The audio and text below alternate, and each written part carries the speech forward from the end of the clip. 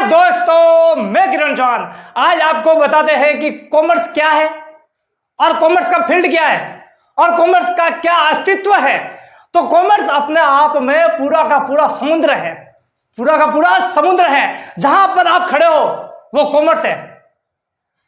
जहां पर पैसे की बात होती है, जहां पर प्रॉफिट की बात होती है, जहां पर लॉस की बात होती है, वहां पर कॉमर्स वालों को याद किया जाता है। जहां पर प्रॉफिट एंड लॉस की बात होती है वहां पर कॉमर्स वालों को याद किया जाता है। साइंस फील्ड में आपका डॉक्टर का काम क्या होता है? अपने शरीर को रिपेयर करना। साइंस फील्ड में मेडिकल वालों का काम क्या होता है? जो मेडिसिन बनाना, दवाइयां बनाना। अब आते हैं साइंस मैथ वाले में। अब साइंस मैथ वाले में जो एक इंजीनियर का काम क्या होता है? इंजीनियर का कामकाज होता है मशीनें बनाना, सॉफ्टवेयर बनाना और अलग अलग कामकाज है। उसी तरह अपने कॉमर्स वालों में क्या बात है? जो कॉमर्स वालों का कामकाज क्या है? आप डॉक्टर बनो मगर पूरे हॉस्पिटल को हम चलाएंगे। आप डॉक्टर बनो, पूरे हॉस्पिटल को हम चलाएंगे। आप इंजीनियर बनो, आप कारखाने में आप इंजीनियर बनो, पूरे कारखानों को हम चलाएंगे। जहां जहां पर पैसा है, पूरी दुनिया में जो पैसा है उसको मैनेज करने वाले कौन? कॉमर्स वाले। जहां पर प्रॉफिट एंड लॉस की बात है, वहां पर कौन? कॉमर्स। इन्वेस्टमेंट, तो फाइनेंस, तो मार्केट एनालाइज, बजट, पूरा कामकाज कौन करता है? कॉमर्स वाले करते हैं। स्टॉक मार्केट, शेयर मार्केट में जो बवाल मचाने वाले कौन होते हैं? कॉमर्स वाले होते हैं। कॉमर्स वाले पूरा दुनिया में दबदबा पूरा घुमा हुआ है। पूरा दुनिया में अपना दबदबा पूरा घुमा हुआ है और पूरे घुमे हुए दबदबे पर अपना अस्तित्व है। तो जहां जहां पर बिजनेस है, जहां जहां पर पैसा है, वहां पर कॉमर्स है। आज हम जानेंगे कि कॉमर्स का क्या अस्तित्व है, क्या नहीं है। स्टॉक मार्केट में जब ऐसे मानो कि कोई कंपनी पूरी की पूरी घाटे में चल रही है, अब उसको ये प्रॉफिट में कैसे लाए, वो सब कॉमर्स वाले का कामकाज होता है। पूरे कामकाज को मैनेज करना, अकाउंट करना, फाइनलाइज करना, टैक्स भरना और उस टैक्स पर अपना थप्पा लगाना। उस इनकम के ऊपर जो टैक्स भरते हैं उस टैक्स के ऊपर अपना थप्पा लगाना, वो कौन है? कॉमर्स वाले। तो आज हम जानते हैं कि कॉमर्स का क्या अस्तित्व है और क्या क्या अपनी डिग्रियां होती है और क्या क्या अपना रवैया होता है। तो चलो, अपना टाइम वेस्टेज नहीं करूंगा मैं आपका ज्यादा, बस मैं आपको यह बताऊंगा कि कॉमर्स में क्या क्या अस्तित्व है। क्या क्या लोग ऐसे भूल चुके हैं कि कॉमर्स का क्या है। कॉमर्स कुछ नहीं है। कॉमर्स क्या है? कुछ भी नहीं। मगर मैं कहता हूं कि पूरा एनवायरमेंट ही है ना कॉमर्स के ऊपर डिपेंड है। चलो शुरू करते हैं अपना डिग्रियां क्या क्या होती है और क्या क्या हम कर सकते हैं। तो फर्स्ट जो प्रोफेशनल जो कोर्सेज होते हैं उसमें सबसे पहले आता है सीए। अब सीए ये सब टॉप जो प्रोफेशनल कोर्स है, 1 हो गया, 2 हो गया, 3 हो गया, 4 हो गया, 5 हो गया, 6, ये 6। और एलएलबी को तो आप जानते ही हो। उसी तरह जो हम ग्रेजुएशन करने के बाद में, जो 12th के बाद में हम जो ग्रेजुएशन करते हैं, उस ग्रेजुएशन के बाद में हम क्या क्या कर सकते हैं। तो ये सब ग्रेजुएशन के बाद में, मतलब कि 12th के बाद में जब हम जो ग्रेजुएशन करते हैं उस ग्रेजुएशन में हम क्या क्या कर सकते हैं, अपना कॉमर्स का क्या क्या अस्तित्व होता है, ये ग्रेजुएशन में अपना तो कामकाज होता है। अब समझते हैं कि जो प्रोफेशनल जो कोर्सेज होते हैं उनका क्या रोल होता है। एक सीए का रोल होता है कि वो जो भी कंपनी है उसकी ऑडिट होती है, उसकी इनकम होती है, उसकी इनकम के ऊपर जब तक सीए का थप्पा नहीं लगता है तब तक उसका कामकाज नहीं हो सकता।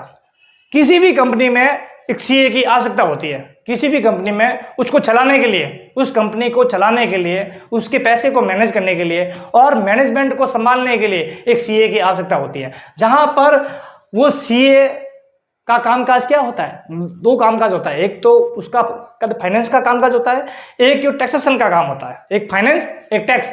जो सीए बताता है कि आप इधर इन्वेस्टमेंट कीजिए, इधर से आपको ज्यादा से ज्यादा ये प्रॉफिट गेन होगा, और जो वापस, ये तो हो गया ये फाइनेंस का, अब हो गया टैक्सेशन का। अब ये टैक्सेशन में काम क्या होता है कि जब तक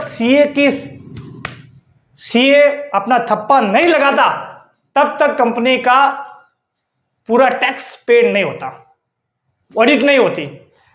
पूरा कामकाज एक सीए एक संभालता है। अपने आप में बहुत बड़ी उपाधि है यार, सीए अपना आप में ब्रांड है। क्या कौन सी दो ऑडिट कर सकता है जो कि गवर्नमेंट उसको अनुमति देती है? फर्स्ट तो कर सकता है ये टैक्स ऑडिट, और ये सेकंड कर सकता है स्टेचुटरी ऑडिट। मतलब कि जो कोई टर्नओवर आता है, जो एक टर्नओवर के ऊपर अपने को टैक्स ऑडिट करनी होती है एक सीए को, उसकी आवश्यकता होती है, उसकी कोई रिक्वायरमेंट होती है, उसको लोग पुकारते हैं कि भाई साहब आओ मेरा टैक्स बढ़ो, अब मेरे आपको मुंह मांगी मैं आपको पे करूंगा, आपकी जो फीस होगी वो आपको दी जाएगी एज ए उसके काम के अकॉर्डिंग। वो होती है टैक्स ऑडिट। और स्टेचुटरी ऑडिट, जो बड़ी बड़ी कंपनियों को ऑडिट करवानी होती है, बड़ी बड़ी कंपनियों को करवानी होती है, उनको टैक्स पेड करना होता है, पूरा काम का संभालना होता है। जब तक वो सीए का वेरिफिकेशन नहीं होता है उन डॉक्यूमेंट पे, तब तक वो अपना टैक्स पेड नहीं कर सकते, और उसको बोलते हैं स्टेचुटरी ऑडिट। अब क्या, ये तो हो गया सीए का कामकाज। अब एक और डिग्री होती है सीएमए, कोस्ट मैनेजमेंट अकाउंटेंट। हर एक कंपनी में एक लिमिट के बाद स्टॉक, जहां पर एक टर्नओवर के बाद एक कोस्ट मैनेजमेंट अकाउंटेंट की आवश्यकता होती है, और वो हर एक कंपनी को एक रखना पड़ता है, अनिवार्य है। तो उसमें क्या है कि एक कोस्ट मैनेजमेंट होता है। उसका कामकाज क्या आता है? अपने कोस्ट को मैनेज करना, कि कोस्ट को ज्यादा से ज्यादा ना आए, कोस्ट किसी प्रोडक्ट की कम से कम करना। कोई भी प्रोडक्ट हो, उसकी कॉस्ट को कैसे कम किया जाए, उसको इन्वेंट्री, उसको स्टॉक में रखा जाए, वो सब कुछ कामकाज उसका होता है कि हम ये कितने लिमिट तक हम कोई मार्केट से हम कोई जो प्रोडक्ट अपने को लेना, और जो का रॉ मटेरियल को लेना, और उसकी कॉस्ट को कम करना, कॉस्ट को जितना चाहे कम करना, वो एक कॉस्ट मैनेजमेंट का कामकाज होता है। उसमें भी ऑडिट होती है। उसमें भी जब तक उसके साइन नहीं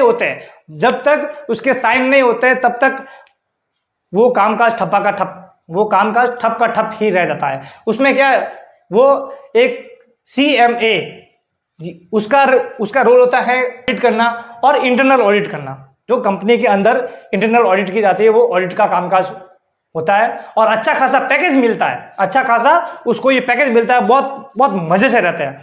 और ये सेकंड जो थर्ड हफ्ता है अपना कंपनी जो सेक्रेटरी, थर्ड क्या आता है तो कंपनी सेक्रेटरी। कोई भी कंपनी को एस्टेब्लिशमेंट करने से पहले, जैसे कि वो कंपनी आज नई अपने अस्तित्व में आई है, और कंपनी एंडिंग होने के बाद भी एक कंपनी को सीएस की आवश्यकता होती है। जो कंपनी सेक्रेटरी का कामकाज होता है कि कंपनी को चलाने के लिए, कंपनी को एस्टेब्लिशमेंट करने के लिए, और शेयर इश्यू करने के लिए, मार्केट से जो भी लोन हमको लेना है, मार्केट को मतलब कि पूरी कंपनी को कैसे चलाना है, और कंपनी को क्या क्या डॉक्यूमेंट वेरिफिकेशन की आवश्यकता होती है, पूरा अगरता है, अच्छे से वो उसको मैनेज करता है, अच्छे से का डॉक्यूमेंट वेरिफिकेशन करता है। हर एक जो गवर्नमेंट जो कंपनी से मांगती है, वो उसकी जो डिमांड होती है जो गवर्नमेंट की, वो उसको ये फिलअप करता है। ये होता है कंपनी सेक्रेटरी का रोल। और कंपनी सेक्रेटरी भी ऑडिट करता है, जो उसको बोलते हैं खास सेक्रेटरी ऑडिट। और उसमें इंटरनल ऑडिट, एक आध दो ऑडिट जो कि कानून ने, जो कि अपनी गवर्नमेंट ने जो सीएस को अनुमति दे रखी है कि आप 2 ऑडिट कर सकते हो, सेक्रेटरी ऑडिट और एक इंटरनल ऑडिट, एक आध 2 ऑडिट डेट करता है। अब आते हैं अपने सीएफए। सी क्या होता है? ये भी चार्टर्ड अकाउंटेंट के बराबर ही होता है, चार्टर्ड अकाउंटेंट के बराबर ही होता है। और कोई यूएसए का कोर्स है, ये यूएसए का कोर्स है, जो फॉरेन का कोर्स है, उसमें आपको इन्वेस्टमेंट कैसे करते हैं। जो बड़ी बड़ी कंपनियां होती है उनके पास पैसा बहुत होता है, जो इंश्योरेंस कंपनियां हो गई, जो म्यूचुअल फंड हो गए, इनके पास बहुत सारा पैसा होता है। ये पैसे को कैसे इन्वेस्टमेंट करें, इन्वेस्टमेंट करके उनसे ब्याज अर्न करें, जो किस किस को लोन प्रोवाइड करें और किस किस को लोन प्रोवाइड नहीं करें, गवर्नमेंट को से आएंगे, कैसे पैसा जो कहाँ जाएगा, उसकी पूरे के बारे में जो भी कैलकुलेशन करता है वो सीएफए करता है। अच्छे से अच्छे इसमें बहुत बड़ा ये पैकेज मिलता है। जो फॉरेन का कोर्स होता है बहुत बड़ा कोर्स होता है और इसमें बहुत गजब का पैकेज मिलता है। इसमें एक होता है एक्चुअरी साइंस। एक्चुअरी साइंस का मतलब ये नहीं कि ये साइंस वाले ही कर सकते हैं, नहीं बॉस, ऐसा नहीं है। ये कॉमर्स वाले के लिए अच्छा सा फील्ड है। जो एक्चुअरी साइंस होता है इसमें स्टैटिस्टिक्स होती है, इकोनॉमिक्स होती है, मैथ्स होती है और अकाउंटेंसी होती है। गजब का कोर्स है। जो भी बंदा करता है मौज कर देता है। जो भी बंदा इस कोर्स को करता है वो पूरी जिंदगी सेट है उसकी। एक्चुअली कोर्स एक ऐसा कोर्स है जहां पर अपने जो रिस्क एनालाइज का काम किया जाता है और ये बजट एनालाइज का काम करता है। एक्चुअली जो भी बड़ी बड़ी कंपनियां होती है गवर्नमेंट में है, तो गवर्नमेंट भी इनको आगे से बोलते हैं कि आ जाओ मेरे पास आओ, आपकी डिमांड है, आपकी डिमांड है, हमारे पास पैसा है। उस पैसे को कैसे हम गोल मोल करके उसको इन्वेस्टमेंट करें और कहां कहां हम उनको इन्वेस्टमेंट करें ताकि अपना कम से कम जो पैसा जो खर्च हो सके और अच्छे से हमको ये प्रॉफिट गेन होए। तो एक एक्चुअरी की डिमांड होती है जो कंपनी में भी होती है और गवर्नमेंट में भी होती है।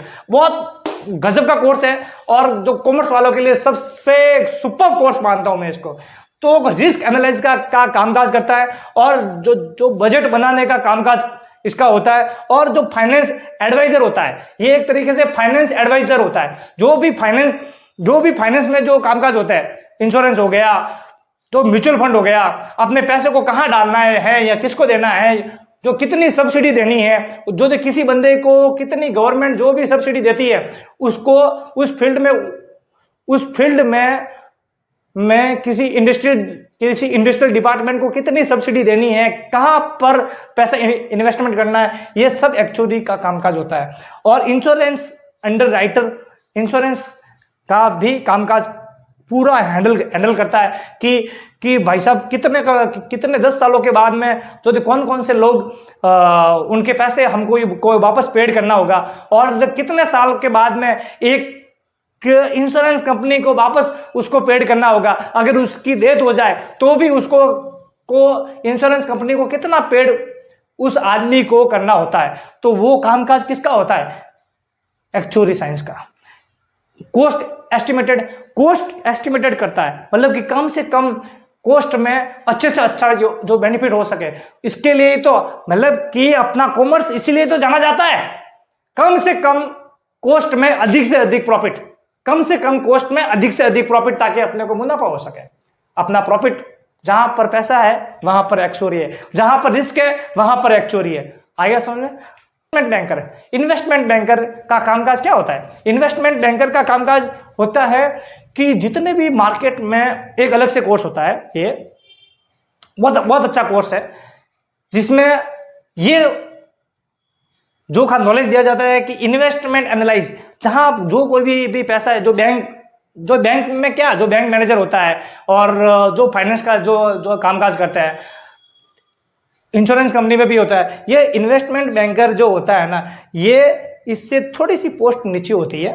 एक्चुअरी साइंस है, एक्चुअरी साइंस एक अलग है और इन्वेस्टमेंट बैंकर भी अलग है। अपना एक्चुअरी साइंस है, उसके बाद में इन्वेस्टमेंट जो बैंकर है। इन्वेस्टमेंट बैंकर का कामकाज क्या होता है? इन्वेस्टमेंट एनालाइज करना, इन्वेस्टमेंट को अच्छे से एनालाइज करना, कहाँ पर इन्वेस्टमेंट करना है, और जो ये सिक्योरिटी एनालाइज करना है, जो भी अपने पास जो बैंक में जितने भी सिक्योरिटी का रखे हैं उनको एनालाइज करना कि इनकी वैल्यूएशन कितनी हो सकती है। अपने को अगर मैं इसको अभी बेचूं तो इसकी कितनी मेरे को ये मार्केट से पैसा मेरे को मिल सकता है। अगर कोई पैसा खा के चला गया तो मैं इस जो ये सिक्योरिटी है इसको बेचूं तो मेरे को मार्केट से वापस मेरे को पैसा आएगा कि नहीं आएगा, वो सब कुछ कामकाज होता है। और स्टॉक एनालाइज करता है। जो कंपनी अलग अलग जो व्यापारी होते हैं उनका कामकाज होता है, उनका जो कामकाज होता है, उनके पास जो स्टॉक होता है उनकी वैल्यूएशन करता है, उनकी वैल्यूएशन करता है। और मार्केटिंग मैनेजर जो मार्केट का पूरा मैनेज संभालता है, मार्केट में क्या चल रहा है क्या नहीं चल रहा है,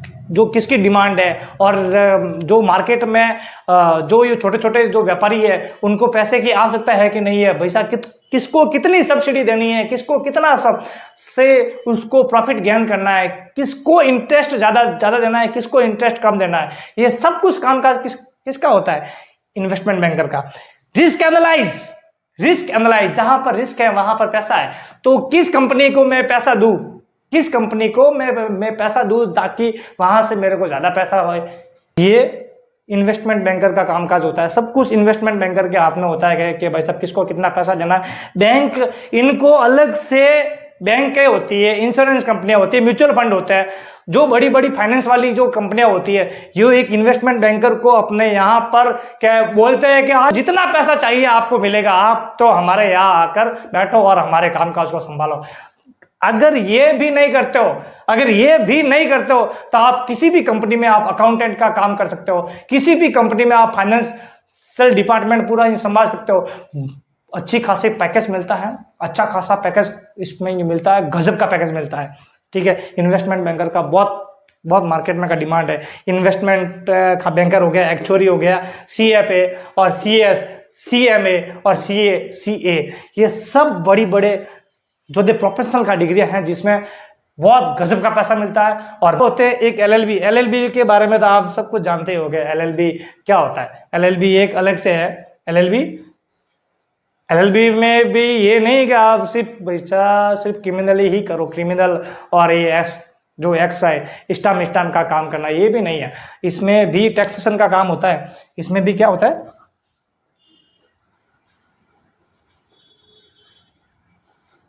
इसमें भी पूरा टैक्सेशन का काम होता है, पूरा टैक्स। जो एक एडवोकेट होता है तो वो एडवोकेट पूरा CA तो है ना, CA अगर किसी के नोटिस आ गया, तो CA जो सुप्रीम कोर्ट में नहीं लड़ सकता, CA सुप्रीम कोर्ट में नहीं लड़ सकता। एक LLB किया हुआ बंदा एडवोकेट होता है टैक्सेशन में। किसमें होता है, टैक्सेशन में। जो टैक्सेशन में होता है, फाइनेंस में होता है, एक और फाइनेंस, जो टैक्सेशन में होता है और ये फाइनेंस में होता है। ये ही बंदा जो सुप्रीम कोर्ट में और कोर्ट में का लड़ सकता है। अगर किसी के नोटिस आ गया, जिसके ऊपर ये थप्पा लग गया कि भाई साहब आपके पास इतने पैसे हैं, अब इन पैसों का क्या ब्यूरो देना है, तो CA तो सिर्फ ब्यूरो देता है। CA तो इसको ये समझाता है कि भाई साहब ये आपको कोर्ट में बोलना है। और ये बंदा LLB किया हुआ बंदा किसमें, टैक्सेशन में और ये फाइनेंस में, ये अकाउंट का बंदा होता है भाई, अकाउंट का बंदा होता है। आर्ट्स वाला बंदा नहीं होता है, आर्ट्स वाला साइंस वाला बंदा नहीं होता है, स्पेशली अकाउंट का बंदा होता है। अकाउंट का ये बंदा होता है जिसको ये टैक्स का नॉलेज होता है, अच्छा खासा टैक्स का नॉलेज होता है, गजब का नॉलेज होता है। इसको तो एक ही चीज का नॉलेज होता है, सिर्फ ये टैक्सेशन का। इसको ये टैक्स का तो नॉलेज होता ही है, और अदरवाइज बहुत सारा नॉलेज होता है, बहुत सारा लॉ का ज्ञान होता है, बहुत भयंकर लेवल होता है ये भी। तो ये जब थप्पा लगता है किसी के यहाँ के आपके पास इतना पैसा कहाँ से आ गया, तो ये सब कुछ कार्यक्रम संभालने वाला ये होता है, जो कि सुप्रीम कोर्ट में का लड़ता है सामने के, भाई साहब मैं हूँ इस कंपनी को संभालने वाला, मैं हूँ, आपको जो भी कुछ देना है आप मेरे से पूछिए। तो ये उसका रेस्पॉन्स देता है। तो उसके ऊपर से फिर ये मजे से रहता है, मौज करता है। ये भी अच्छा खासा इसको भी ये पैकेज मिलता है और अच्छा खासा मौज करता है। ये दोनों मिलके अच्छा खासा पैसा छापते हैं पैसा। आगे सुनने, ये तो हो गया अपना टॉप प्रोफेशनल कोर्स। अब क्या जो टॉप प्रोफेशनल कोर्स में नहीं जाना चाहते, जो टॉप प्रोफेशनल कोर्स में नहीं जाना चाहते, ये इसी टॉप जो प्रोफेशनल कोर्स का थोड़ा भाग है जिसमें आप स्पेशलाइज्ड हो जाते हैं, जिसमें आप एक विशेषज्ञ हो जाते हो। आप विशेषज्ञ हो जाते हैं किसमें, कि फर्स्ट कोई भी 11th-12th में आपने कॉमर्स ले ली, 11th-12th में आपने कॉमर्स ले ली, तो फिर क्या, फिर आप BBA में आप आ गए फर्स्ट ईयर में। अब क्या करें कि यार मैं सीए तो मैं कर नहीं सकता, मेरे में मैं इतनी हेडेक नहीं ले सकता, सीए में भी मैं नहीं कर सकता, इतना मेरे में एबिलिटी नहीं, सीएस में मेरे को बहुत कुछ पढ़ना पड़ेगा, ये भी नहीं कर सकता, सीएफए यार मजा नहीं आया, ये भी नहीं कर सकता। एक्चुअली में मैथ्स होती है फर्स्ट पॉइंट, और ये सेकंड क्या होता है, साइंस मैथ्स होती है, और स्टैटिक्स होती है, और गजब की इकोनॉमिक्स होती है, और अकाउंट्स होती है। तो ये सब होता है, इतनी भेज हमारी कौन करे। इन्वेस्टमेंट बैंकर पे भी आपको अच्छा खासा इसी की तरह होता है, मगर अच्छा खासा गजब का ये जो फाइनेंस में का ये मैनेजमेंट किया जाता है, जो मैनेजमेंट का पूरा कामकाज होता है, इतना भी कौन करे। एलएलबी, अरे इसके साथ मिलके मेरे को यार नोटिस का या रिप्लाई देना होगा, इतना भी कौन करे। मैं तो अपना मस्त छोटा पता मजा आ जाए तो इतना भी मैं जो कमा लूँ तो मजा है। तो इसके लिए क्या है कि यार 12th के बाद में हम क्या करते हैं, तो बीबीए करने चले जाते हैं। तो बीबीए में क्या कर सकते हैं, बीबीए में हम क्या कर सकते हैं, जो कंप्यूटर एप्लीकेशन जो कंप्यूटर एप्लीकेशन बना सकते हैं, जो ये सॉफ्टवेयर का ये जो कामकाज कर सकते हैं। और क्या मैनेजमेंट का गजब का मैनेजमेंट का कामकाज होता है कंपनी में। पैसा बड़ी बड़ी कंपनियों में जो बीबीए वालों की डिमांड होती है कि भाई साहब मेरे पूरा का कामकाज है, मेरे जो श्रमिक है, मेरे जो लेबर है, उनको मैनेज करना, भैया कितनों को कितना पैसा दिया जाए, कितनों को कितना पैसा नहीं दिया जाए, कहाँ से मार्केट से मेरे को पैसा लेना है, और कहाँ से मार्केट में मेरे को पैसा देना है, वो सब कुछ काम का जो पैसे का लेन देन का जो मैनेजमेंट का काम करता है, वो कौन करता है, बीबीए वाला। और जो फाइनेंस का कामकाज करता है, जो फाइनेंस में भी, ये भी मैंने आपको जो बताया, इन्वेस्टमेंट में ये इन्वेस्टमेंट जो बैंकर का जो कामकाज करता है, ये भी जो बीबीए किया हुआ बंदा कर सकता है। और क्या बीबीए में इंफॉर्मेशन सिस्टम का भी बीबीए में इसका कोर्स होता है। और जो बीबीए में अकाउंटिंग का भी कोर्स होता है, अकाउंटिंग, तो बीबीए प्लस अकाउंटिंग। और जो बीबीए जो किस में होती है, जो टूरिज्म में भी होती है। और जो बीबीए किस में होती है, इंटरनेशनल बिजनेस में भी होती है, इंटरनेशनल खास बिजनेस में। तो ये सब के सब बीबीए के पार्ट्स हैं, सब के सब बीबीए के पार्ट्स हैं। आपको जो भी कोर्स करना हो बीबीए में, क्या आप कर सकते हैं। ये first, second, third, fourth, 5, 6, 7 course में आप कोई सा भी कोर्स कर सकते हो बीबीए में, जो कि आपकी लाइफ स्टाइल अच्छे से आपको तो मैनेज कर सकती है। मगर बीबीए करने के बाद में एक एमबीए भी कर लेना, आपकी गजब से डिमांड हो जाएगी। आप मार्केट में जहां भी जाओगे अपना अस्तित्व आप कायम रखोगे। अब क्या है कि बीसीए, अब क्या आ गया कि भाई साहब बीसीए, जो भी बीसीए में जो 12th के बाद में आप बीसीए भी कर सकते हो। 12th के बाद में आप बीसीए भी कर सकते हो। जो कॉमर्स वाला बंदा होता है वो कुछ भी कर सकता है, जो देखा बीसीए भी कर सकता है। उसमें क्या होता है कि भाई साहब आप जो प्रोग्राम बना सकते, जो भी प्रोग्रामर आप बना सकते हो। और आईटी ट्रेनर, आईटी में भी आप जा सकते हो। और डाटाबेस एडमिनिस्ट्रेशन, डाटाबेस जो डाटा का हैंडल करना होता है, ये सब कुछ भी कामकाज कर सकते हो। और ये सिस्टम एडमिनिस्ट्रेटर मतलब क्या, सिस्टम को आप जो ऑपरेटिंग सिस्टम, और ये वेब डिजाइनर, वेब बनाना, जो भी एप्लीकेशन होते हैं, जो भी आपके इंस्टा है, जो व्हाट्सअप है, और जितने भी जो भी एप्लीकेशन है आपके मोबाइल में, वो सब ऐप बनाने का कार्यक्रम किसका होता है, तो बीसीए वालों का होता है। तो बीसीए वालों का होता है। तो ये आप कामकाज कर सकते हो। इतनी इसमें मैथ नहीं आती, अच्छे से आप कर सकते हो। अच्छा सा कंपनी में आपको ये पैकेज मिलता है, 80,000, 1 लाख, 1.5 लाख जो पर मंथ मिलता है, मौज कर लेते हो, ठीक है। और जो बीबीए में भी इतना ही मिलता है, मतलब कि स्टार्टिंग में थोड़ा अपर्स आपको का लगाना पड़ता है, मगर बीबीए एमबीए किया हुआ बंदा अच्छे से कमा के खाता है और मजे से। तो बीकॉम किया हुआ बंदा कुछ भी कर सकता है। अकाउंट का तो अच्छा खासा नॉलेज होता ही है, तो फाइनेंस का भी होता है। इसमें क्या है कि वो एलएलबी भी कर सकता है। जो बीकॉम करने के बाद में, ये तो एक स्पेशलिस्ट हो गए पूरे, ठीक है, ये तो पूरे स्पेशलिस्ट हो गए गजब से, अपने पास डिग्रियां और मौज करते हैं। इसमें क्या है कि हम बीकॉम करते हैं, अपने को थोड़ा सा नॉलेज नहीं होता है, तो फिर वो घूम करके आते हैं, इस लेवल तक आते हैं एलएलबी में भी, ठीक है, मगर वो घूम करके आते हैं। तो बीकॉम किया हुआ बंदे को कोई फाइनेंस का नॉलेज होता है, कोई टैक्सेशन का भी का नॉलेज होता है, तो वो एक्स्ट्रा एडिशनली भी वो कर सकता है। बीकॉम के बाद में वो एलएलबी कर सकता है। एलएलबी किस में? टैक्सेशन में।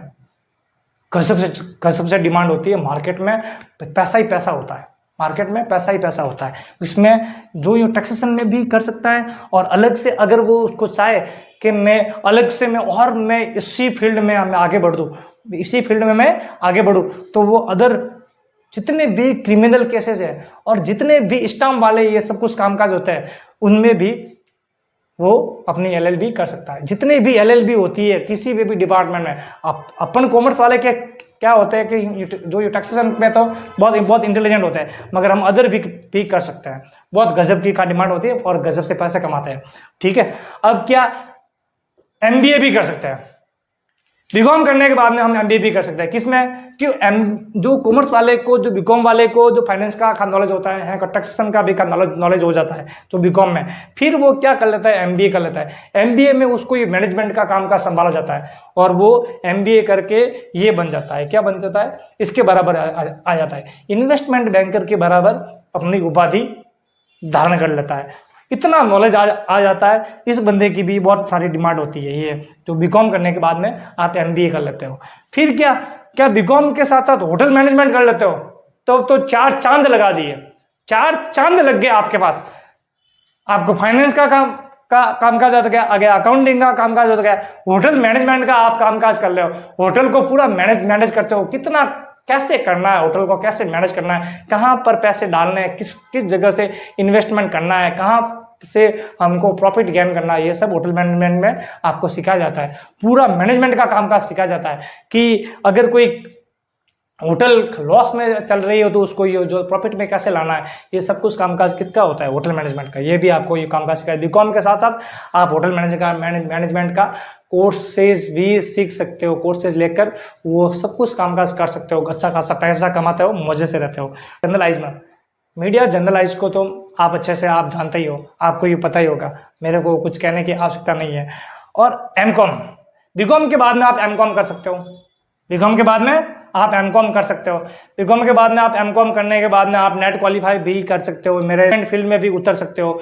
बीकॉम के बाद में आप गवर्नमेंट तो क्या किसी भी फील्ड में आप उतर सकते हो, सब फील्ड आपके लिए ओपन है।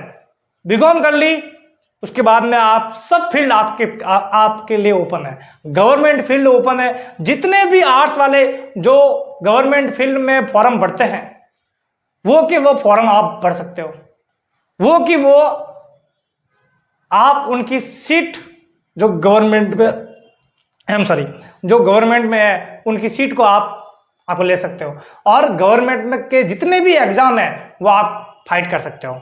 आगे समझ में आते हैं अगले वाले पॉइंट, इक्विटी को research analyse. Equity research analyse ये बड़ी बड़ी कंपनियां जो करवाती है और अलग से इसका कोर्स भी होता है। इसमें क्या है कि आपको गजब का पैकेज मिलता है, जिसमें आप जो कंपनी के बारे में जो भी आपको एनालाइज करना होता है कि उसकी नेट असेट्स कितनी है, और नेट असेट्स होने के बाद में उसकी वैल्यू जो कितनी है, तो मार्केट में एक शेयर की वैल्यू कितनी है, तो मार्केट में उस शेयर की वैल्यू कितनी है, कितना अपने को पैसा जो मार्केट से को डिबेंचर इश्यू करके हमको जो पैसे को लेना है, वो कंपनी के बारे में पूरा एनालाइज करना सिखाया जाता है। बहुत गजब का पैकेज मिलता है, अच्छे से मजे से लाइफ बिताते हो।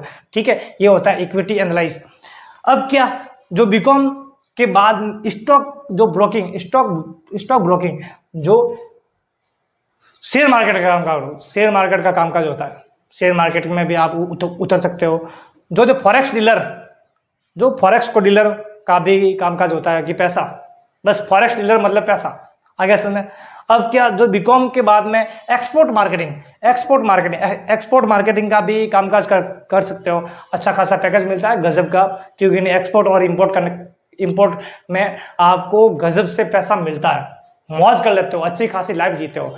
मतलब ये है कि टोटल मिला के ये है कि जिस किसी बंदे ने कॉमर्स ले ली वो बेरोजगार तो नहीं है।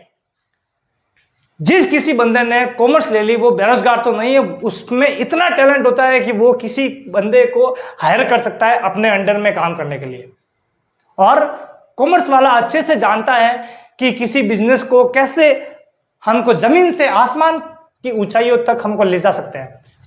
दुनिया भर के कोर्सेज है। अगर कोई बोलता है कि कॉमर्स में आप में क्या रखा है, तो ये बोलना कि जहाँ जिस किसी फील्ड में जहां आप खड़े हो वहां वो जो आपके पास पैसा है वो क्या है, कॉमर्स है। जिस किसी फील्ड में जहां कोई बिजनेस है, इंडस्ट्रीज एरिया है, सब कुछ है, उन पैसों को मैनेज करना कॉमर्स वालों को कामकाज होता है। जितने भी फाइनेंस का कामकाज होता है, जो जो फाइनेंस का कामकाज होता है, जो मार्केट एनालाइज का कामकाज होता है, और मार्केट में पैसा इन्वेस्टमेंट करना होता है और उस इन्वेस्टमेंट से पैसा गेन करना होता है, पूरे एक अकाउंटेंट का कामकाज होता है। अकाउंटेंट और इंश्योरेंस होल्डर का कामकाज होता है। इंश्योरेंस में जितने भी कामकाज होते हैं वो कौन करता है, एक जो कॉमर्स वाला की डिमांड होती है। जिस किसी भी फील्ड में पैसा है वहां पर कॉमर्स है, जहां पर डेबिट क्रेडिट है वहां पर कॉमर्स है, जहां पर एक अकाउंटेंट की रिक्वायरमेंट है अपने बिजनेस को हैंडल करने के लिए वहां पर कॉमर्स है, जहां पर कोई मैनेजमेंट का कामकाज करना है वहां पर कॉमर्स है। ये सभी कोर्सेज ये सब कॉमर्स वाले के लिए बहुत ही गजब के कोर्सेज है। और भी आपको डीपली में जाना है तो मेरे को जो कमेंट करके बताना, मैं इसके बारे में और भी आपको डीपली में जाकर अलग से वीडियो बनाऊंगा आपके लिए कि इस कोर्स में मैं क्या क्या कर सकता हूँ, मेरे को किस किस फील्ड तक मैं इस कोर्स में कर लेके मैं आगे कैसे बढ़ूँ, मैं सीए कैसे करूँ, मैं सीएमए कैसे करूँ, मैं सीएस कैसे करूँ, मैं सीएफए मैं कैसे करूँ, एक्चुअली साइंस। ये तो अभी मैंने आपको ये बड़ा ज्ञान दे दिया, इतना मतलब ऊपर से ज्ञान दे दिया पूरा लिख कर कि उसका कामकाज क्या होता है। और भी इसके बारे में अगर जानना हो तो मेरे को कमेंट करके बोलना, मैं इसके ऊपर आपके लिए वीडियो बनाऊंगा अच्छे से, ताकि आपको अपना फ्यूचर यूँ सिक्योर कर सको। और ये भी आपने को जान लिया कि मैं कॉमर्स, अगर मैं ये कोर्सेज नहीं करूँ तो भी मैं अपनी लाइफ को सिक्योर कर सकता हूँ। आप किसी भी कंपनी में जाओ, कॉमर्स वाले बस मार्केट में उतर जाओ, कॉमर्स वाले मार्केट में उतर जाओ, आपके लिए ये पूरा मार्केट आपके लिए ही मार्केट है। चाहे आप स्टॉक मार्केट मतलब कि शेयर मार्केट में आप बवाल मचाओगे, क्योंकि शेयर मार्केट पूरा आपके लिए, अकाउंट का पूरा ज्ञान होता है उसमें। शेयर मार्केट में अगर जो भी बंदा उतर जाता है, जो कॉमर्स वाला, वो उसके लिए पूरा। और भी जो फाइनेंस वाले होते हैं, तो फाइनेंस में होता है अकाउंट। कोई भी कंपनी में कोई भी बिजनेस लेके कोई बंदा खड़ा है, कोई भी बिजनेस का कामकाज करता है, जैसे कि टैक्स का अभी जो कामकाज अभी हम कर रहे हैं कि टैक्स में जीएसटी का कामकाज करता अपने को करना होता है। अकाउंटेंट की डिमांड होती है, कोई भी बिजनेस हो उसमें एक अकाउंटेंट की डिमांड तो होती है। और गवर्नमेंट में चले जाओ, गवर्नमेंट में कोई सा भी फील्ड ऐसा नहीं है, हाँ बस साइंस और मैथमेटिक्स को छोड़ के अपना कोई सा भी फील्ड ऐसा नहीं है जहां पर हम कोई फाइट नहीं कर सकते एग्जाम के लिए। तो हम सभी एग्जाम के लिए हम फाइट कर सकते हैं, चाहे वो आरएस हो, चाहे कोई भी फील्ड हो, आईपीएस, आरएस, पुलिस, जो ये टीचर है, सब कुछ फील्ड में हम गवर्नमेंट जो बीकॉम करने के बाद में अपने को ग्रेजुएशन की का डिग्री मिल जाती है। तो आप ऐसे मत सोचिए कि अपना फील्ड में कुछ है नहीं, आप बेरोजगार नहीं कहलाओगे। बस ये है कि आप कॉमर्स लेने के बाद में आप बेरोजगार नहीं हो सकते। अगर आप बेरोजगार हो तो अपनी एबिलिटी पर आपको जो विश्वास नहीं है, आपको अपनी एबिलिटी पर आपको गर्व नहीं है। बस जिस दिन आपको अपनी एबिलिटी पर गर्व होने लगा, जिस दिन आपको अपने जो सब्जेक्ट लिया है उस सब्जेक्ट पर आपको गर्व होने लगा, जिस दिन आप आसमान को फाड़ दोगे। ठीक है, तो मेरा कहना यह है कि जो भी फील्ड लो अच्छे से लो। अपना ये कॉमर्स है, बहुत ही गजब का फील्ड है। इसमें नो डाउट जो भी टैक्सेशन का कामकाज होता है पूरी दुनिया में, ये टैक्स का जो कामकाज होता है, जो ये थप्पा लगता है अपनी इनकम पे, अपनी इनकम के ऊपर जो टैक्स अपने को पेड करना होता है, वहाँ पर जो कॉमर्स वाले की डिमांड होती है। तो अच्छे से रहो। और जो कॉमर्स के बारे में और कुछ भी जानना हो तो मेरे को कमेंट के साथ में बोलना। बाय बाय दोस्तों।